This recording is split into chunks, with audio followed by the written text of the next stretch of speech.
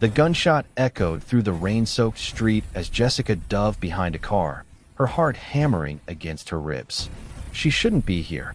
Shouldn't have followed the mysterious Korean man who'd offered her shelter tonight.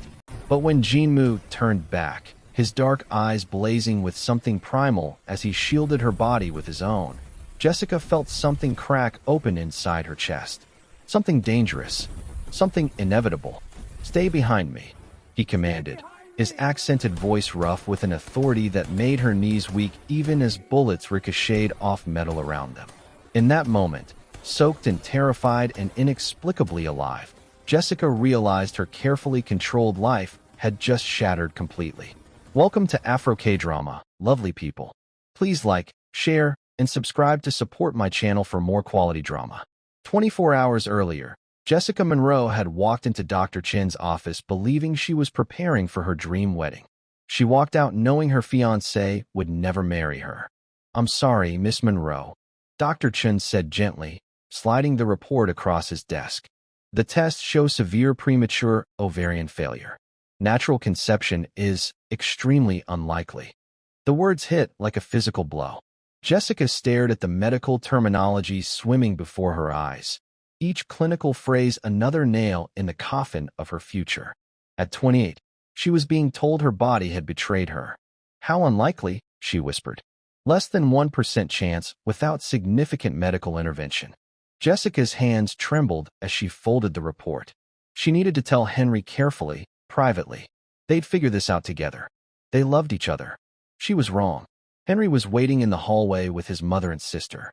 The moment he saw Jessica's face, something cold flickered in his eyes. "Let me see it," he demanded, snatching the paper before she could speak. His mother read over his shoulder, her perfectly made-up face twisting with disgust. "Barren," she announced loudly enough for the entire waiting room to hear. "My son cannot tie himself to a woman who can't give him children." "Henry, please." Jessica reached for him, but he stepped back like she'd struck him. "The engagement is off," he said flatly. "I've already contacted the wedding planner. Consider this a courtesy notification. You're breaking up with me in a hospital hallway?" Jessica's voice cracked with disbelief. "I'm saving myself from a lifetime of disappointment." Henry adjusted his tie with casual cruelty. "You should have told me you were defective before I invested 2 years and $50,000 in this relationship." His sister laughed, a sharp, ugly sound. "At least he found out before the wedding. Imagine the embarrassment." Jessica stood frozen as they walked away, Henry's arm sliding around his mother's shoulders as they discussed refund policies. 2 years of her life dismissed like a failed business transaction. That evening, Jessica found herself walking through the rain without an umbrella, her feet carrying her toward the neon lights of downtown. She'd never been to this part of the city, the exclusive clubs where beautiful people with money and power danced away their problems. Tonight, she didn't care about money. She just wanted to forget. Eclipse Noir sat at the end of an elegant street, its black facade gleaming with gold accents. The doorman looked at Jessica's rain-soaked dress with skepticism until she pulled out her credit card. "One night," she said firmly. "Whatever it costs." Inside, the club pulsed with deep bass and amber lighting. Jessica ordered vodka, then another, letting the alcohol burn away the memory of Henry's disgusted face. "Drowning or forgetting?" a deep, accented voice asked beside her. Jessica turned and forgot how to breathe. The man who'd slid onto the barstool next to her was devastatingly handsome in a way that felt dangerous. Sharp Korean features, midnight black hair styled with careless perfection, a black suit that probably cost more than her car. But it was his eyes that caught her, dark, intense, predatory, looking at her like she was the only person in the entire club. "Erasing," Jessica corrected, her voice steadier than she felt. "Erasing today from existence." Something flickered in his expression. "Someone hurt you." It wasn't a question. Jessica laughed bitterly. "Someone told me I'm broken. Worthless. Not worth the investment." The man's jaw tightened almost imperceptibly. "They're a fool," he said quietly, his voice carrying an edge of steel that suggested violence. "And if I knew who they were, I'd make them regret every word." There was something in his tone that suggested he wasn't speaking metaphorically. Jessica should have been frightened. Instead, she felt drawn to him like gravity. I'm Jessica, she offered. Jinmu. He didn't offer a last name, but the bartender had gone pale the moment he'd sat down, and Jessica noticed how the crowd seemed to part around them instinctively. They talked for hours. Jinmu asked questions that made Jessica feel seen, about her dreams, her career as a graphic designer, her parents who died when she was young. He told her nothing about himself, yet somehow she felt safer with him than she'd felt in years. I should go, Jessica said eventually, though every cell in her body wanted to stay. Jinmu's hand caught her wrist, gentle but firm. Stay. One word. It shouldn't have had such power, but Jessica found herself nodding, following him toward the club's exit. They stepped out into the rain-soaked street, and Jinmu's car, a sleek black Mercedes, waited at the curb. His driver opened the door, but before Jessica could step inside, the night exploded with violence. Gunshots cracked through the air like thunder. Jinmu's body moved on pure instinct, shoving Jessica behind a parked car as bullets tore through the space where they'd been standing. The Mercedes's windows shattered, glass raining down on the wet pavement. Stay down, Jinmu commanded, his voice transformed from smooth seduction to lethal authority. Jessica's heart hammered against her ribs as she pressed herself against the car's cold metal. This couldn't be happening. She shouldn't be here. Shouldn't have followed this mysterious man whose world was clearly far more dangerous than she'd imagined. But when Jinmu turned back, checking to ensure she was safe, his dark eyes blazing with something primal and protective, Jessica felt something crack open inside her chest. Something dangerous. Something inevitable. Stay behind me, he commanded, his accented voice rough with an authority that made her knees weak even as bullets ricocheted off metal around them. Rain poured down, soaking them both. Jessica watched in terrified awe as Jinmu pulled a gun from inside his jacket with practiced ease. He returned fire with deadly precision, his movements fluid and efficient. This wasn't a businessman. This was a predator, a warrior, someone who lived in a world of violence she couldn't comprehend. Within minutes, it was over. Bodies lay in the street, men Jessica hadn't even seen approaching. Jinmu's security team materialized from nowhere, securing the scene with military efficiency. Jinmu turned to Jessica, holstering his weapon, his hands immediately reaching for her. Are you hurt? His voice had shifted back to concern, but the deadly edge remained beneath the surface. Jessica shook her head, unable to speak. She was soaked, terrified, and inexplicably alive in a way she'd never felt before. Her carefully controlled life had just shattered completely, and somehow, she didn't want to go back. I'm getting you somewhere safe, Jinmu said, leading her to another car that had pulled up. Now, Jessica should have run, should have called the police, should have done anything except climb into that car. But as she looked into Jinmu's intense eyes, she realized she trusted this dangerous stranger more than she'd ever trusted Henry. Who are you? She whispered as they sped away from the scene. Jinmu's jaw clenched. Someone who has enemies. Someone whose world you shouldn't be part of. He turned to face her fully. But I can't let you go. Not now. This is where you live. Jessica breathed. One of my properties. Jinmu poured her water, watching her with those intense dark eyes. Jessica, I need you to understand something. If you stay tonight, I won't be able to let you go easily. I don't understand. There's something about you, he interrupted, moving closer. Something that makes me want things I've never wanted before. Protection. Possession. Forever. Jessica's breath caught. I don't do this. I've never, with a stranger. Then don't think of me as a stranger, Jinmu said softly, cupping her face with surprising tenderness. Think of me as the man who's going to show you how you should be worshipped. When he kissed her, Jessica felt the world tilt on its axis. His hands were reverent on her curves, tracing her body like she was precious art. Henry had always made her feel too heavy, too much. Jinmu made her feel like a goddess. Beautiful, he murmured against her skin. Every inch of you is perfect. What happened next was a revelation. Jinmu touched her with expertise and tenderness, drawing sounds from her throat she didn't know she could make.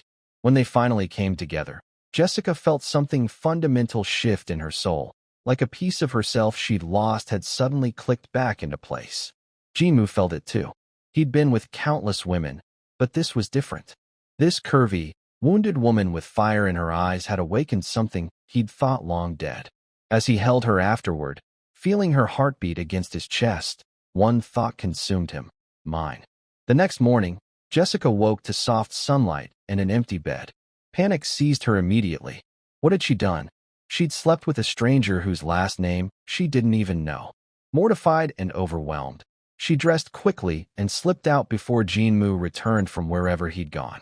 She left no note, no explanation, just disappeared like the night had been a dream.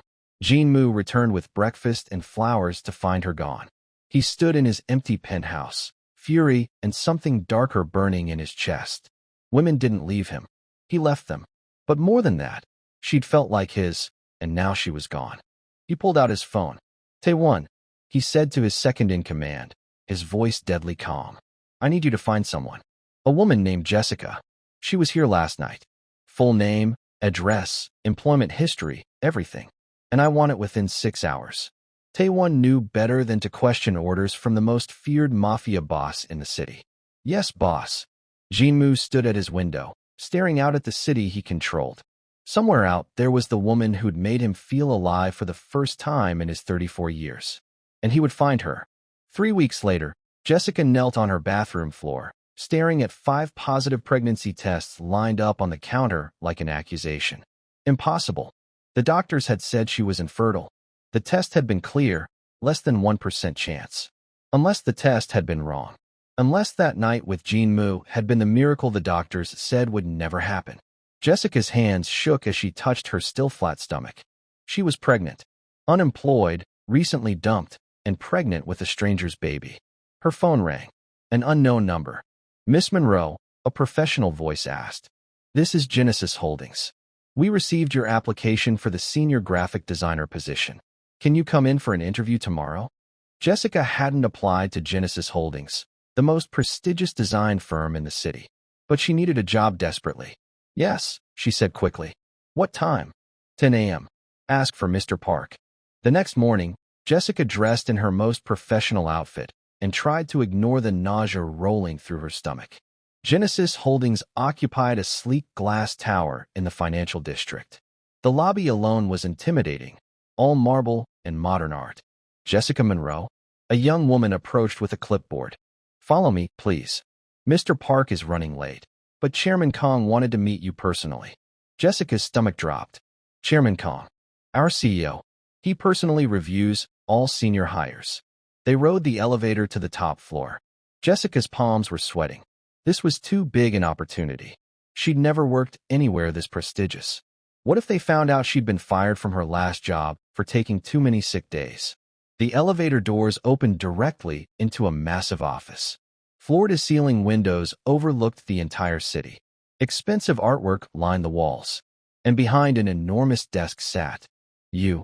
Jin-moo looked up from his computer, and Jessica watched emotions flicker across his usually impassive face. Surprise, recognition, hunger, and something darker she couldn't name. "Miss Monroe," he said quietly, standing with predatory grace. "We've been looking for you." Jessica's world tilted. You're Chairman Kong?" "Jin-moo Kong," he confirmed, moving around the desk with deliberate slowness. "CEO of Genesis Holdings, owner of Eclipse Noir, and several other properties you don't need to know about." "I didn't know."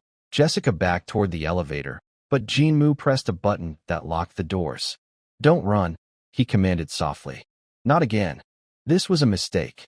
The only mistake was letting you leave." Jin-moo stopped inches away, close enough that Jessica could smell his cologne. "I searched for you for 3 weeks. Every day, every night. Do you have any idea what that did to me?" "I'm sorry. Don't apologize." His hand caught her chin, tilting her face up. "Don't apologize for making me feel something real. Don't apologize for running like I was a nightmare instead of." He stopped, jaw clenching. "Instead of what?" Jessica whispered. "Instead of the man who would burn this city down to keep you safe." Before Jessica could respond, Jin-moo's phone buzzed. He glanced at it and frowned. "We're not done with this conversation," he said firmly. "But first, Genesis Holdings requires all new employees to undergo health screening. Your results came across my desk this morning." Jessica's blood turned to ice. "You're pregnant," Jinmu said quietly. It wasn't a question. 8 weeks, Jessica confirmed, her voice barely audible. Which means it's yours. But I don't expect anything. I won't trap you. Trap me. Jinmu laughed without humor. Jessica, I've been searching for you. I've had every resource at my disposal trying to find the woman who walked out like I meant nothing. You don't know me, Jessica protested weakly. Then let me know you. He cupped her face with surprising gentleness. Marry me. What? Marry me, Jinmu repeated. Not because of the baby, though I want this child more than you can imagine. Marry me because that night meant something. Because I felt it, and I know you felt it too. This is insane, Jessica breathed. We had one night together. One night that changed everything. His thumb brushed her cheekbone. I'm not a good man, Jessica. I've done things that would make you run screaming. But with you, you make me want to be better. You make me feel human. Jessica wanted to say yes.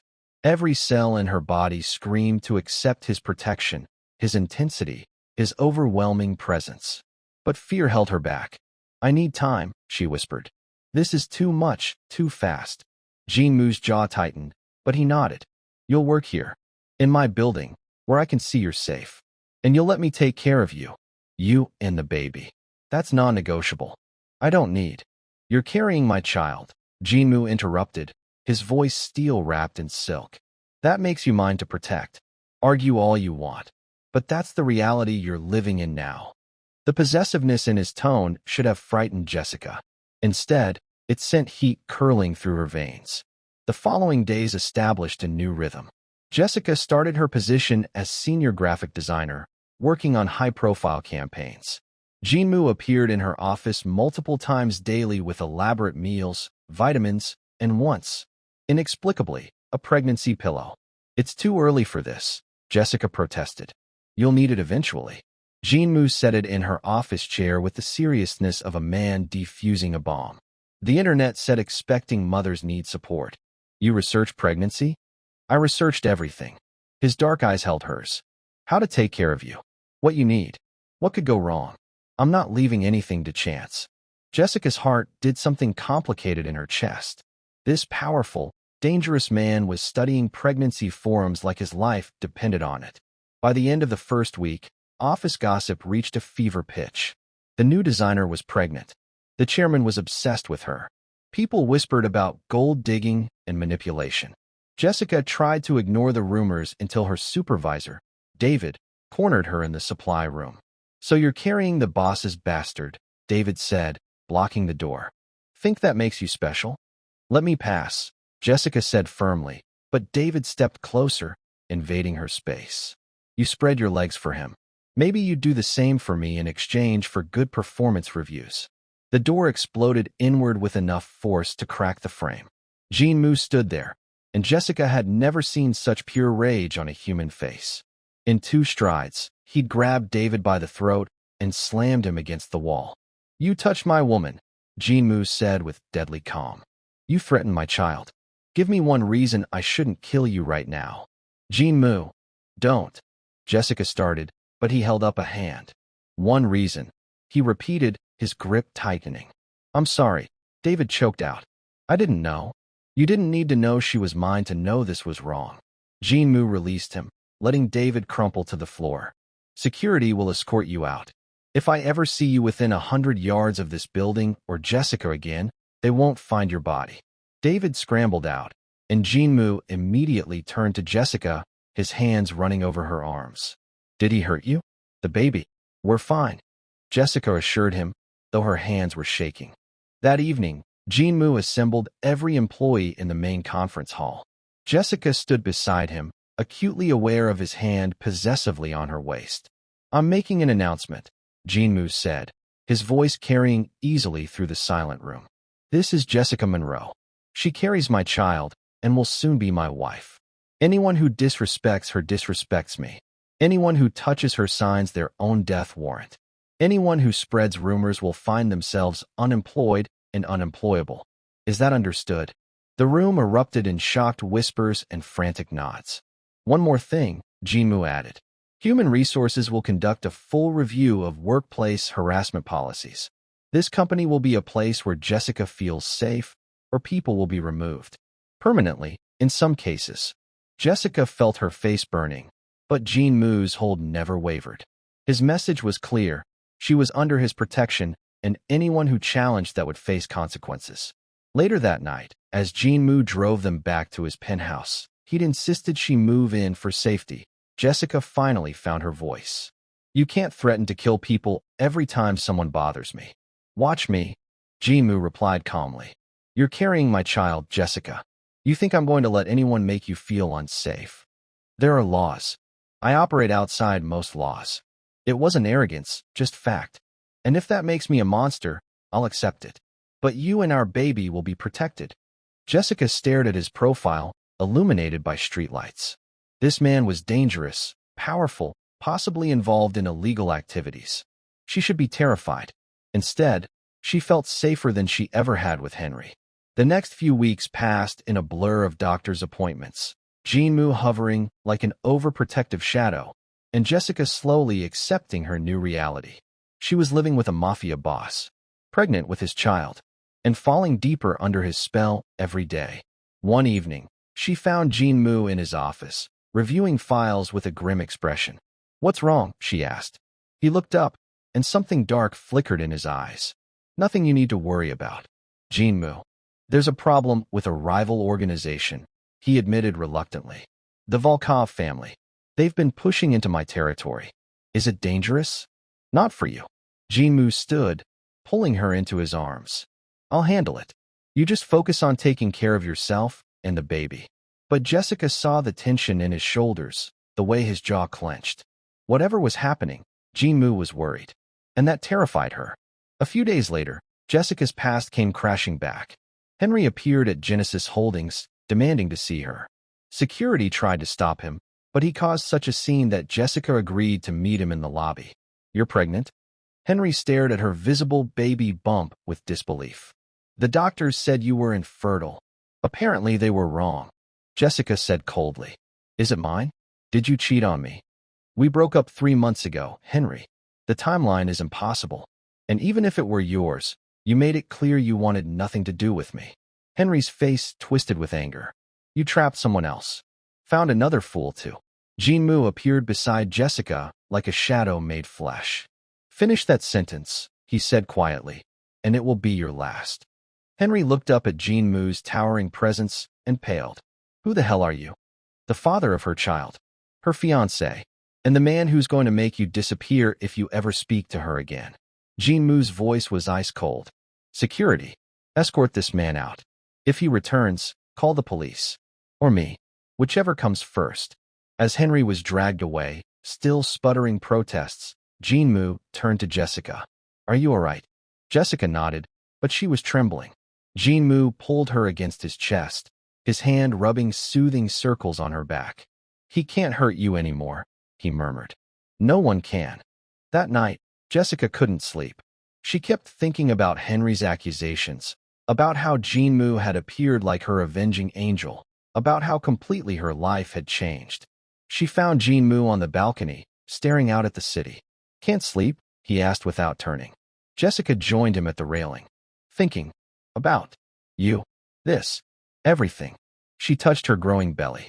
"I went from being told I was worthless and barren to being protected by the most dangerous man in the city. It feels like a dream." Jean Mu turned to face her fully. "You were never worthless, Jessica. Your ex was a fool who couldn't see what he had. But I see you, and I'm never letting you go." "Why me?" Jessica whispered. "You could have anyone. Why choose someone broken?" "Don't." Jean Mu's finger pressed against her lips. "Don't ever call yourself broken. You're not broken. You're perfect. You're mine. And anyone who made you feel otherwise will answer to me." He kissed her then, deep and possessive, and Jessica melted against him. When they moved to the bedroom, Jean Mu made love to her with reverent intensity, whispering promises against her skin. "You're mine," he breathed. "Say it." "Yours," Jessica gasped. "Only yours." But peace was temporary. A week later, Jean Mu came home with blood on his shirt and fury in his eyes. "Pack a bag," he commanded. "We're leaving." "Now." "What happened?" "The Volkovs made their move. They attacked one of my warehouses." Jean Mu's jaw clenched. "They know about you now, Jessica. You're not safe here anymore." Within an hour, They were in a private car heading to an undisclosed location. Jessica watched the city disappear behind them, fear coiling in her stomach. Where are we going? Somewhere they can't find us. Jinmu squeezed her hand. I have a safe house in the mountains. We'll stay there until I eliminate the threat. Eliminate? Don't ask questions you don't want answered. Jinmu's tone was firm. Just trust me to protect you. The safe house was more like a fortress, isolated, surrounded by security, equipped with panic rooms. Jinmu barely slept, spending his nights coordinating with his men, planning his counterattack against the Volkovs. Jessica felt like a prisoner, albeit a comfortable one. I can't live like this forever, she said one evening. You won't have to. Jinmu pulled her into his arms. I'm going to end this. Soon. And then you'll be safe. But the Volkovs were more cunning than Jinmu anticipated. 3 weeks into their isolation, Jessica was taking a walk in the secured garden when masked men appeared from nowhere. Before the guards could react, she was grabbed, drugged, and dragged into a van. She woke in a dark warehouse, tied to a chair. Across from her sat Viktor Volkov himself, a cruel man with cold eyes and a predator's smile. So you're the woman who tamed Jinmu Kong, Viktor said in heavily accented English. I expected someone more impressive. Let me go, Jessica demanded, trying to hide her terror. Let you go. Viktor laughed. You're the key to breaking Jinmu. He's disrupted my operations, killed my men, taken my territory. Now I'll take what matters to him, slowly, painfully, until he begs for mercy. I'm pregnant, Jessica said desperately. Please. I know. Viktor's smile was cruel. That makes this even better. Meanwhile, Jinmu had returned to find Jessica and her guards unconscious. Security footage showed the kidnapping, and Taewon had to physically restrain his boss from destroying the entire room in rage. Boss, we'll find her, Taewon promised. I want every man we have on the streets. Jinmu interrupted, his voice deadly calm. Question every informant. Check every camera. Find Viktor Volkov's location within the hour, or people start dying. His phone buzzed with a message, a photo of Jessica tied to a chair, terror in her eyes, and a message, come alone or she dies. Jinmu stared at the image, something fundamental breaking inside him. He'd built his empire on ruthless pragmatism, on never showing weakness. But looking at Jessica's frightened face, he realized the truth. She was his weakness, and he didn't care who knew it. Sir, it's obviously a trap, Taewon warned. Then I walk into the trap. Jinmu checked his weapons with practiced ease. But deploy teams to every property Volkov owns. When I give the signal, burn them all down. Boss, Viktor wants to teach me about pain. Jinmu's smile was terrifying. Let me show him what real pain looks like. At the warehouse, Viktor was mid-monologue when Jinmu simply walked through the front door, hands raised in surrender. Let her go, Jinmu said calmly. This is between us. How noble, Viktor mocked. The great Jinmu Kong surrendering himself for a woman. If caring about someone makes me weak, I'll accept that weakness. Jinmu's eyes never left Jessica. But I'll be alive, which is more than you'll be able to say in 30 seconds. Viktor's smile faltered. What? Explosions rocked the building. Jinmu had timed his arrival perfectly. His men were hitting every Volkov property simultaneously. In the chaos, Jinmu moved like death itself, taking down guards with lethal precision. He reached Jessica, cutting her bonds with a knife. Are you hurt? The baby. We're okay. Jessica gasped, throwing her arms around him. You came. Always, Jinmu promised fiercely. I'll always come for you. The fight with Viktor was brutal. Jinmu beat him bloody, every punch fueled by the terror of nearly losing Jessica. Next time you want to hurt me, Jinmu said, standing over Viktor's broken body. Remember this moment. Remember what happens when you touch what's mine. He didn't kill Viktor. Death would have been too merciful. Instead, Jinmu left him alive but broken, a message to every criminal in the city that Jessica was untouchable. Their wedding was held 2 weeks later in a private estate surrounded by enough security to protect the president. Jessica walked down the aisle in a stunning white gown designed to accommodate her 7-month pregnancy, and when Jinmu saw her, tears actually slipped down his cheeks. You're everything, he whispered when she reached him. Everything I never knew I needed. They exchanged vows under cherry blossoms, promising to love each other through danger, chaos, and whatever storms lay ahead.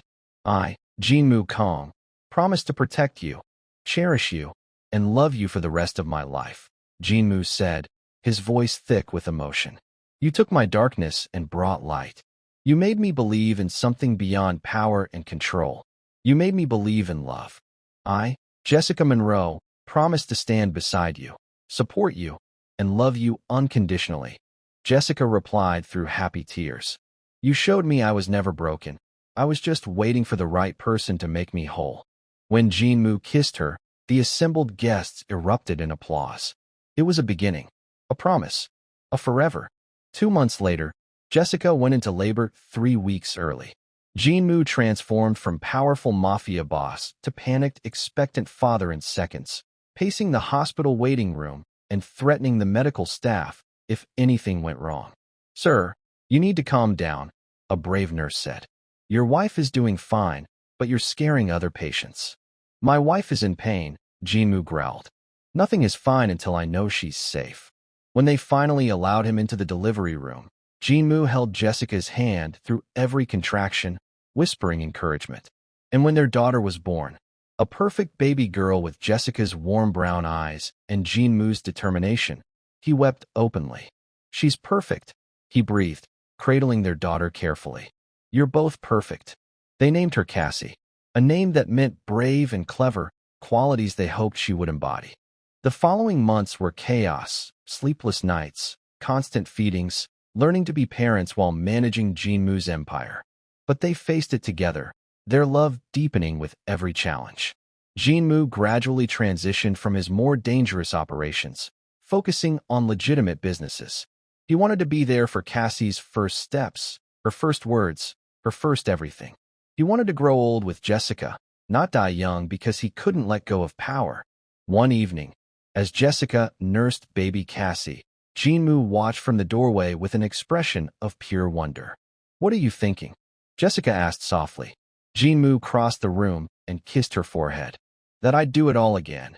Every fight, every risk, every moment of fear, if it meant ending up here with you. Jessica smiled, her free hand reaching for his. I was told I was worthless and broken, but you showed me I was just waiting for you.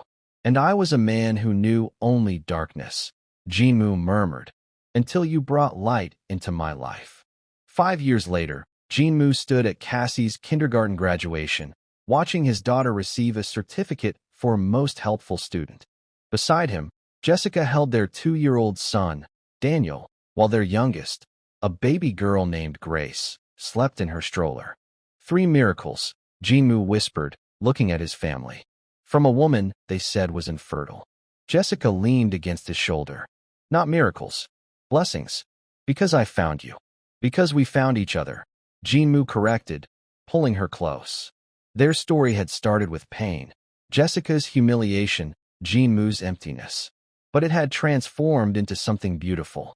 Something that proved love could conquer even the darkest circumstances, the most impossible odds, the deepest wounds. As Cassie ran to them, her certificate clutched proudly in her hands. Jinmu lifted his daughter into his arms and kissed her forehead. Daddy's so proud of you, princess.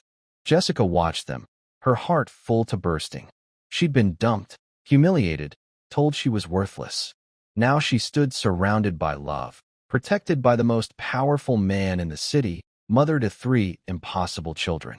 Jinmu caught her gaze over Cassie's head, his dark eyes soft with adoration. Mine, he mouthed silently. Yours, Jessica mouthed back, touching the diamond necklace he'd given her on their wedding day. A heart pendant engraved with the words, You are my hope, my heart, my everything. That night, after all 3 children were asleep, Jinmu and Jessica sat on their balcony overlooking the city that had witnessed their entire journey. Do you ever regret it? Jessica asked quietly. Giving up so much of your empire for us. Jinmu turned to face her, his expression fierce. I didn't give up anything, Jessica. I traded one kind of power for another. The power to instill fear for the power to inspire love. The power to destroy for the power to create. And I got the better deal.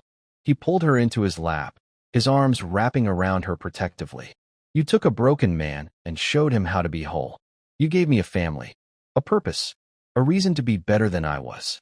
That's not sacrifice, it's salvation. Jessica kissed him deeply, pouring years of love and gratitude into the gesture.